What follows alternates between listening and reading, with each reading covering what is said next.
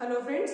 तो अपनी last video में हमने एंटीएमेटिक ड्रग्स के बारे में डिस्कस किया था, जिसका लिंक मैंने आपको डिस्क्रिप्शन बॉक्स में दे दिया है। और इसी यूनिट को कंटिन्यू करते हुए हमारा नेक्स्ट टॉपिक है अमेटिक ड्रग्स। तो अमेटिक ड्रग्स वो ड्रग्स होते हैं जो वॉमिटिंग को प्रोड्यूस करवाने में हेल्पफुल होते हैं। तो जैसा कि हमने लास्ट वीडियो में डिस्कस किया था कि हमारे ब्रेन के मेडुला ऑब्लिंगेटा रीजन में दो ऐसे सेंटर्स होते हैं जो वॉमिटिंग के लिए रिस्पॉन्सिबल होते हैं। पहला सेंटर था वॉमिटिंग सेंटर और दूसरा था CTZ मतलब कीमोरिसेप्टर ट्रिगर जोन। जब ये दोनों सेंटर स्टिमुलेट होते हैं तो एज अ रिजल्ट वॉमिटिंग होती है, राइट। सो अगर हम अमेटिक ड्रग्स के यूजेस की बात करें तो ये हमारी बॉडी के अंदर जो हार्मफुल सब्सटेंस होते हैं उन्हें वॉमिटिंग के थ्रू हमारी बॉडी से बाहर निकालता है। फॉर एन एग्जाम्पल, कोई पॉइजनिंग का केस है तो पॉइजन एक हार्मफुल सब्सटेंस है जिसे अमेटिक ड्रग्स वॉमिटिंग के थ्रू बाहर निकालने का काम करते हैं। किस केस में? जब गैस्ट्रिक लवाजिक एप्रोप्रिएट ट्रीटमेंट नहीं होता तब। नाउ अमेटिक ड्रग्स को 3 कैटेगरीज के अंदर क्लासिफाई किया गया है। सबसे पहले स्टिमुलेंट्स ऑफ CTZ जो कीमोरिसेप्टर ट्रिगर जोन को स्टिमुलेट करते हैं और इसका एग्जांपल है apomorphine and morphine. Next, irritants of gastric intestinal mucosa जो गैस्ट्रिक इंटेस्टाइनल ट्रैक्ट की म्यूकोसा लेयर को इरिटेट करते हैं, उसका एग्जांपल है mustard and sodium chloride. Next is dose जो CTZ सेंटर को भी स्टिमुलेट करते हैं और गैस्ट्रिक इंटेस्टाइनल म्यूकोसा को भी इरिटेट करते हैं, इसका एग्जांपल है digitalis and emetine. Now let's take the overview of few drugs. सबसे पहला आता है एपोमॉर्फिन। ये कैसे बनता है? जब हम मॉर्फिन को कॉन्सेंट्रेटेड HCl के साथ ट्रीट करते हैं तो एपोमॉर्फिन का फॉर्मेशन होता है। इसका मतलब क्या है कि जो एपोमॉर्फिन है वो एक सेमी सिंथेटिक प्रिपरेशन है जो कि मॉर्फिन से ड्राइव होती है।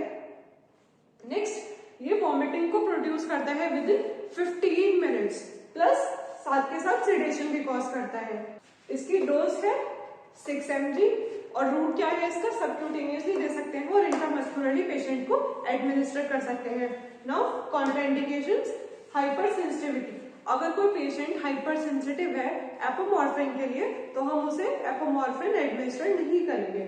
Next is IV administration. तो इसको हम आईवी से इसलिए एडमिनिस्टर नहीं करते क्योंकि एपोमॉर्फिन का वेन के अंदर rapid infusion central nervous system में जाके एमेटिक इफेक्ट्स को कंप्लीटली ब्लॉक कर देता है।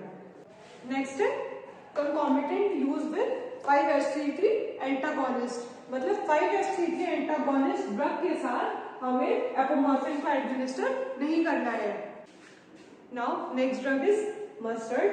तो ये एक बेस्ट हाउसहोल्ड रेमेडी है और ये हमारे गैस्ट्रोइंटेस्टाइनल ट्रैक्ट में जाकर एक वॉलेटाइल ऑयल प्रोड्यूस करता है जो कि स्टमक के अंदर म्यूकोसल लेयर को इरिटेट करता है। एज अ रिजल्ट पेशेंट को वॉमिटिंग होती है।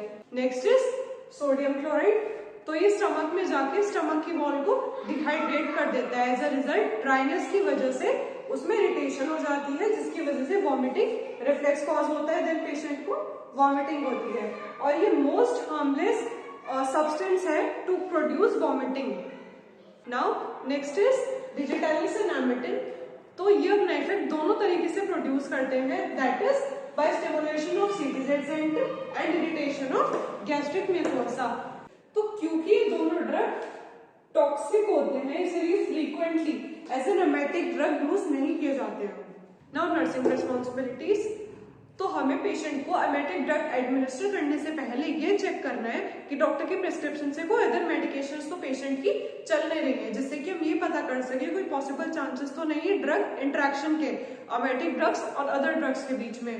नेक्स्ट, हर पेशेंट को ड्रग एडमिनिस्टर करने के बाद हर पेशेंट को क्लोजली मॉनिटर करना है कि कोई पॉसिबल साइड इफेक्ट्स तो पेशेंट के अंदर नहीं दिख रहा है। देन ड्रग देने के बाद हमें पेशेंट के अंदर ड्रग की थेरेप्यूटिक इफेक्टिवनेस को चेक करना है और एडवर्स रिस्पॉन्स को चेक करना है। उसके बाद हमें पेशेंट को एजुकेट करना है कि आपको इस दवाई को लेने के बाद ये साइड इफेक्ट्स आपको दिख सकते हैं। प्लस हमें पेशेंट को इन्फॉर्म करना है कि अगर आपको कुछ एडवर्स इफेक्ट्स दिख रहे हैं तो तुरंत आप अपने डॉक्टर को जाके इन्फॉर्म करें। तो इस वीडियो में हमने अमेटिक ड्रग्स का introduction, definition, uses, classification and nursing responsibilities को कवर किया। Thank you so much.